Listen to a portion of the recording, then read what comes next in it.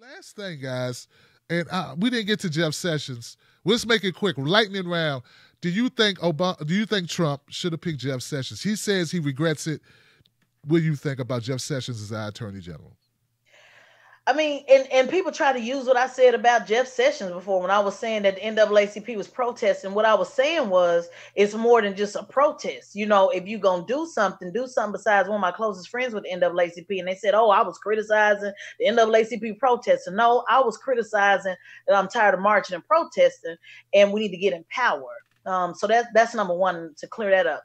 But I regret it too. I mean, when you look at, what type of him, I mean, I can only say I'm not even gonna go back to what with Miss King, Coretta Scott said about him and all of that. I'm talking about what he's done since he's been there. And so the bottom line is is re-implementing the war on drugs. So no love for me at all. No more benefit of the doubt for me at all. So I couldn't speak on what he did before or who this, that, and I get it. I know they had to protest. I know they had to not get him in there. I get all of that. It didn't work. You know why? Because Republicans were in power. And so we can march and sing and dance. And yes, we got to bring the publicity. And yes, we got to bring the awareness to fix it down the road. But at the end of the day, we did all that marching and he still's in power.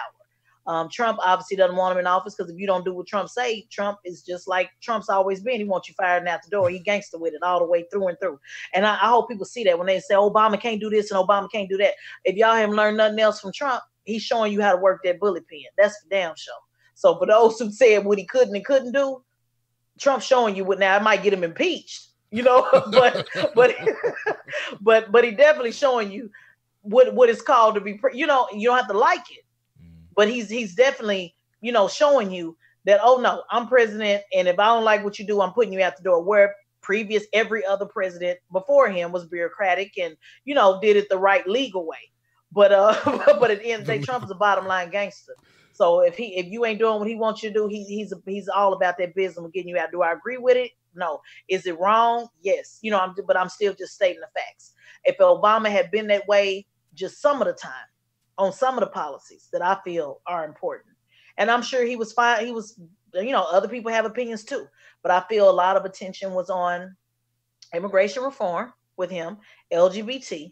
And I know he did some things with mass incarceration, but I'm just only telling you about what the homie said from behind the fence. They felt enough wasn't done. So right. I can only go with those, who I feel, and they voted thinking that more would be done, so I'm disappointed in the war on drugs as far as him not doing what Trump wanted to do and all of that.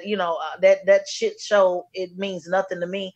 I tell brothers and sisters all the time, the same way the government put the dope on the streets the first time in the 90s, they about to put it on the street again. Don't be confused. Don't think that all of a sudden, E40 had a record called The Drought Season. Now that's over with and there is a trap waiting. And I'm not condoning selling drugs or none of that, but I just know there's some people that's going to do what they do. And there's some people that you just can't stop. And I'm not saying, it's right. What I'm saying is people, the same brothers and sisters that were let out of prison 3 or 4 years ago, the mass exodus that went out, that got some of their time chopped off. A lot of those individuals have not found work.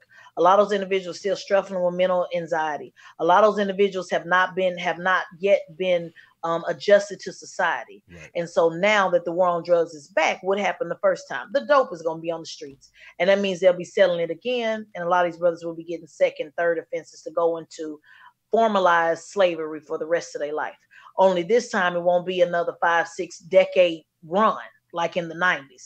This time it's going to come fast and furious because they have to fill those state prisons, those privatized prisons, all of those prisons that were built. And so when you look at now the Jeff Sessions put in place that now he's going to leave it up to the DA to decide if it's going to be federal or state. Did you know that? Well, the reason why they're doing that is because the state prisons that were all built with the anticipation of being filled, and all those people were let out on the federal, and I'm just making it real simple. This is my own conspiracy, but all of the people were let out on the federal end and got their time knocked off when they did the reduction. Those state prisons now have to be filled.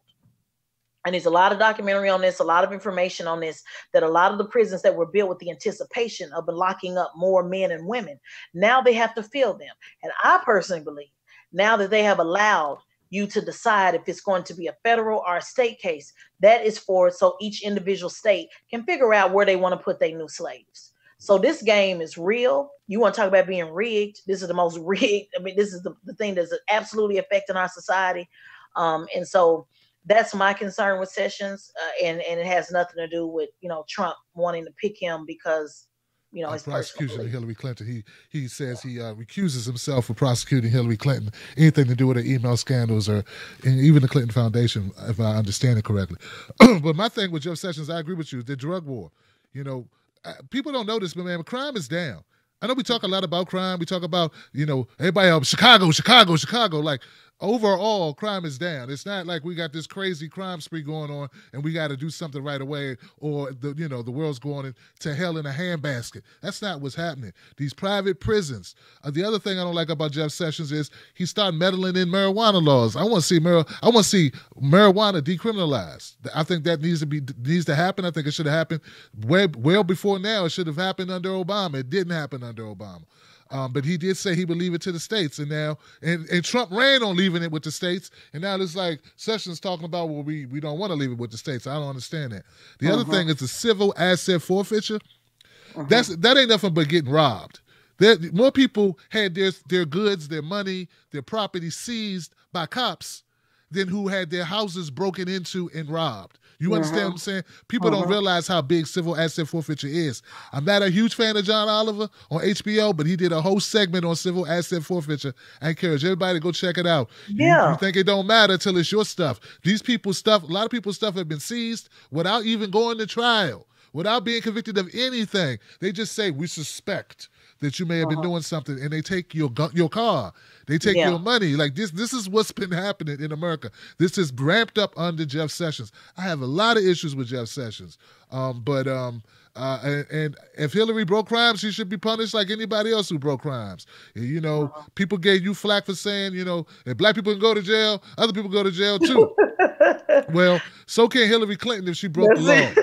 That's true. Right? Everybody. That's why I said I've made that comparison with everybody across the board. It's not one group that I haven't offended with that, and not in a way to say, oh, they should go to jail and that's going to solve our problems. Just a way to show the disparities and the inconsistencies on who's going to jail and who's not. And what people don't understand is this black and brown men, the majority Hispanic and black men. And I carry both in my bloodline. But I am talking specifically about black men and black women, especially black women, because most of the black women who have went to jail with drug-related crimes, they went to jail behind their man. And that's a whole nother show. Yeah. A lot of these women were packing dope for their man, or it was caught in their house, or nothing. That's a whole nother show. A lot of sisters been killed too with guys. India Kager, I did a story about her a couple years ago. She was with her baby father or boyfriend at the time, and they lit up the car. They shot with those flash grenades to supposed to disorient you, and then they shot up the car and killed her in the car with him. So and she had been guilty of nothing. So heart-wrenching story. This happens all the time, Tez. But wow, man. This has been a tour de force, Tez. It was. Thank you. I appreciate it.